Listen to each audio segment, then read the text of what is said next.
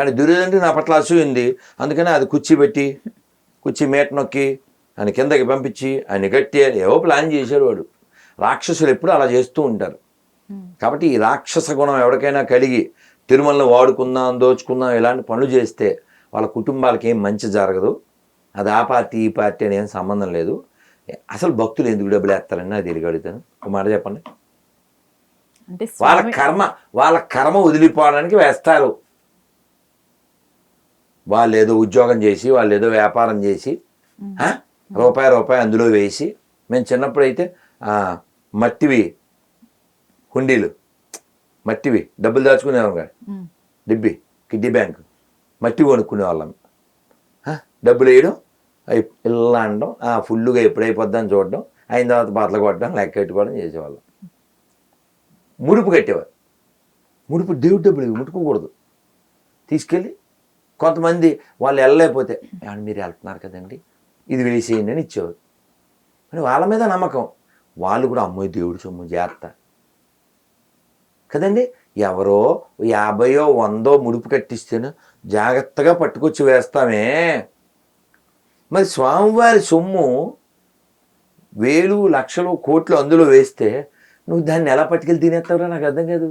వాడెవడో అదేదో కోసి మరి దాచి మరి 150 కోట్లు అంటే ఏమిటో, ఏం బాగుపడతారు వీళ్ళు కదా. పర్ల సొమ్ము పాము వంటిది అన్నారు. వీళ్ళు ఏమనుకుంటారంటే పర్ల సొమ్ము పాయసం వంటిది అనుకుంటారు. నరేంద్ర మోదీ గారు వక్ఫ్ బోర్డులో ఇతర మతస్థుల్ని అలో చేయాలి అని చెప్పేసి బిల్లు ఒకటి ప్రవేశపెట్టారు. సో మీరు టీటీడీలో కూడా అలో చేయండి అని ఇతను ప్రెస్ మీట్లు తెలంగాణలో ఎలా చూడాలి రెండింటిని కంపారిజన్? నాకు ఫస్ట్ నుంచి కూడా అసలు ఈ వక్ఫ్ బోర్డ్ అంటే ఏంటి, ఈ భూములు అన్ని కూడా నీకు ఈజీగా చెప్తాను. నువ్వు అంత పెద్ద క్వశ్చన్ అక్కర్లేదు. చెప్పండి. నువ్వు ఎప్పుడైనా ఆర్టీసీ బస్ ఎక్కావా? ఎక్కాను. అంటే ఇప్పుడు ఫ్రీ బస్ కాదు నేను చెప్పింది సోమ, ఫ్రీ బస్ ఎక్కలేవు. నువ్వు ఎక్కలేవు అని చెప్పనని చెప్పా. పూర్వం అంటే మేము చిన్నప్పటి నుంచి మరి ఎర్ర బస్ ఎక్కిన వాళ్ళమే కదా. అంటే ఎక్కినప్పుడు ఫుల్ క్రౌడ్ ఉందనుకో, ముందు ఎక్కకుండా ఏం చేస్తాం తెలుసా, ఆ టైర్ మీద కాలు వేసి ఆ రాడ్ పట్టుకుని కచ్చి వేసేస్తాం. అందరూ చేసిన పని అది. ముందు కచ్చి వేసేసి ఆ తర్వాత వచ్చి కూర్చుంటాం. సో ఒకడు ఏం చేశాడంటే, జోక్ ఇది కార్టూన్, ఒకడు ఏం చేశాడంటే పెద్ద దుప్పడ తెచ్చాడు, బస్సు పైన ఇచ్చాడు. అదే ఒక బోర్డు అండి. అంత మంచి ఇంకేమీ లేదు. మీకు ఇంకా బాగా చెప్పాలంటే అది ఏదో సినిమా మరి నాకు తెలీదు. ఒక డాక్టర్ దగ్గరికి వచ్చి ఆ వెళ్ళను నాకు ఈ మధ్య బాగోలేదు, చాలా బాగుంది, అది చాలా బాగా తీశాడు, అది ఎలాగేవి చెయ్యి అన్నాడు. చూశాడు. నాకు ఏదైనా ఒకటి చూస్తే మనసు పాడైపోతుంది, మీకు ఆ కళ్యాణ మండపం తెలుసా అన్నాడు. తెలుసు. దానికి ఎదురుగా ఒక రెడ్ బంగ్లా ఉంది తెలుసా? తెలుసు. అది నాకు వస్తే కానీ మనశ్శాంతి లేదన్నాడు. అది నాదే సార్ అంటే ఆ డాక్టర్ పేక పట్టుకుంటాడు. నీకు మనశ్శాంతి కావాలా బంగ్లా కావాలా అంటాడు. నీ భార్య బిడ్డలు కావాలా బంగ్లా కావాలా అంటాడు. సార్ 20 ఏళ్ళు కష్టపడి కట్టుకున్నాను సార్, చూడు నా మనసు ఇక్కడే పాడైపోద్ది అంటాడు. సేమ్ స్టోరీ అంతే. ఇంకా అలా నీకు అర్థం కావాలని చెప్పాను. అలాగా ఒక క్వశ్చన్ అడుగుతున్నాను, అంటే అతని దాకా రీచ్ అవ్వచ్చా అవ్వకపోవచ్చు. ఒక బోర్డు అంటే ఏంటి వాళ్ళని అడగచ్చు. ఒకసారి నన్ను అడిగావమ్మా, ఒకసారి వాళ్ళని అడుగు ఎవరినన్నా. ఇక్కడ మల్కాజ్గిరి 750 ఎకరాల్లో రిజిస్ట్రేషన్లు ఆపేశారట. అంటే బస్సు పైన దుప్పటేశారని. మా రెడ్డికి బాగా అర్థమైంది, జగదీష్ కూడా అర్థమైంది, నీకు కూడా అర్థమైంది. మరి మిగిలిన వాళ్ళకి అర్థం కావాలి. ఇప్పుడు ఈ కెమెరా కావాలమ్మా నాకు, వెంటనే వేసిస్తే అయిపోయి నాదే, వడేస్తే నాదే. అలాగా జోక్ ఏంటంటే అసలు ఈ దేశానికి ఇస్లాంకి ఏం సంబంధం లేదు, ఫస్ట్ పాయింట్ అది. ఇప్పుడు ఎవరైతే ముస్లిమ్స్ అనుకుంటున్నారో వీళ్ళెవరో ముస్లిమ్స్ కూడా కాదు.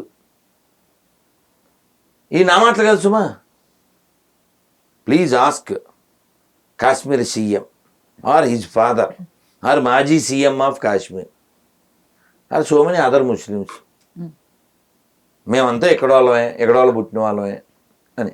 పోనీ ఇతర ముస్లిం కంట్రీస్ వాళ్ళని అడగండి what is about Indian Muslims అని. మనం ఇంకా లోతుల్లోకి వెళ్తే మక్కాకి వెళ్ళండి. మక్కాలో స్పర్శ దర్శనం మనం శ్రీశైలంలో ఏం చేసి స్పర్శ దర్శనం చేసుకుంటాం కదా, సేమ్ అదే స్పర్శ దర్శనం. అక్కడ 7 ప్రదక్షిణలు, పైన పానవట్టం, తెల్ల బట్టలో గుండు కొట్టుకోవడం. మనం ఇక్కడ బెల్లం అది నైవేద్యం మైసమ్మకి, ఆవిడికి పెడతాం కదా సమ్మక్కి, అలా బెల్లం ఇచ్చినా అక్కడ గొర్రెనిస్తాడు. మీకు కావాలంటే ఎవిడెన్స్లు బోల్డ్ ఉన్నాయి. సో కేవలం ఈ దేశాన్ని ఆక్రమించడానికి అది ఒక వే అంతే తప్ప, ఇప్పుడు 750 ఎకరాలు మల్కాజ్గిరి కొట్టండి ఏమవుతుందో చూడండి. ఎందుకు ఆ రిజిస్ట్రేషన్లు ఆపేశారు ఓసారి అడుగమ్మా. ఔరంగజేబు ఎప్పుడు వెళ్తూ మీరంతా ఇక్కడ వచ్చపోసుకోవచ్చు అని చెప్పాడు, అందుకని మాది అంటే ఉదాహరణ చెప్పాను. ఇంకా దాంట్లో ఎవిడెన్సులు ఎథిక్స్లు ఇంకా పట్టాలు అలాంటివి ఏమి ఉండవు. ఇప్పుడు ఇది నేను పట్టుకుపోవాలమ్మా, ఇది కొట్టాలంటే ఏం చేయాలి? ఇప్పుడు ఇప్పుడు వేస్తే అయిపోయింది అదే కెమెరా, అంతే, అంతమించి ఏం లేదు. సో కాబట్టి రైల్వే స్టేషన్ మాదే అంతెందుకు తెలుసు? ఇంకోటి తెలుసా నీకు? హర్యానా అనుకుంటున్నానా? కాదు, హర్యానా హైకోర్టు మాదే అన్నారు. పాప వాళ్ళు సుప్రీంకోర్టుకి వెళ్ళారు. నువ్వు మొట్టమొదటి సినిమా చూసావా? చూసాను. ఆ సాంగ్ వేసుకుంటే సరిపోద్ది, అంతే, అంత మించి ఏమీ లేదు. కాబట్టి అసదుద్దీన్ ఓవైసీ విషయం మనం ఆశ్చర్యపడేది ఏం లేదు. అయితే ఇప్పుడు ఒక బోర్డులో ఉండాల్సిన వాళ్ళు ఎవరు అన్నప్పుడు ఇలాంటివి జరగకుండా ఉండటానికి ముస్లిమేతరులు ఉండాలి.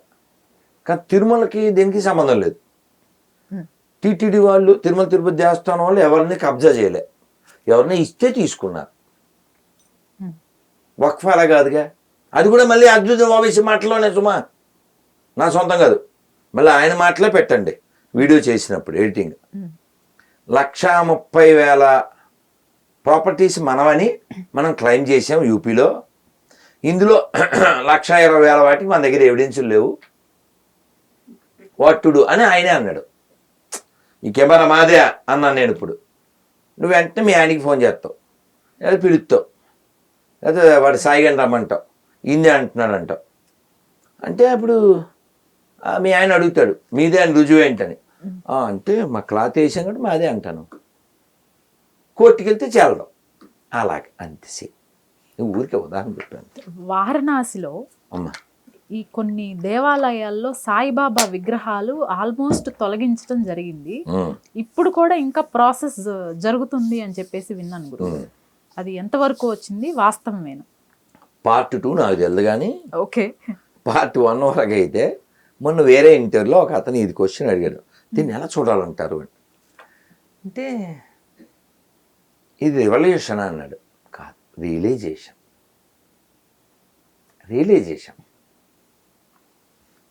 రియలైజేషన్ ఏంటి? అది మంచి చెడు అన్న టాపిక్ లేదు, మనకు అక్కర్లేదు అది. ఉదాహరణకి ఇప్పుడు నువ్వు నాకు చెగుడీలు తినండి గురూజీ అన్నావు అనుకో, నేను తిన్నావు. గురూజీ వేడివేడి ఇడ్లీ తిన్నావు, మంచి నీళ్ళు తాగుతాను. అంటే నేను అవమానించినట్టే ఏంటి? ఇప్పుడు అమ్మ అవమానించినట్టే. నేను ఒక్క పూటే తింటాను తల్లి, నేను తిన్నాను ఏమనుకోకు, నీళ్ళు తాగుతాను, లేదా జ్యూస్, అంతవరకే. నేను పెడితే తినలేదు, మా పట్ట మా ఇబ్బందులు మాకు ఉండవు, నువ్వు వండితే తినేస్తావు ఏంటిది కదా.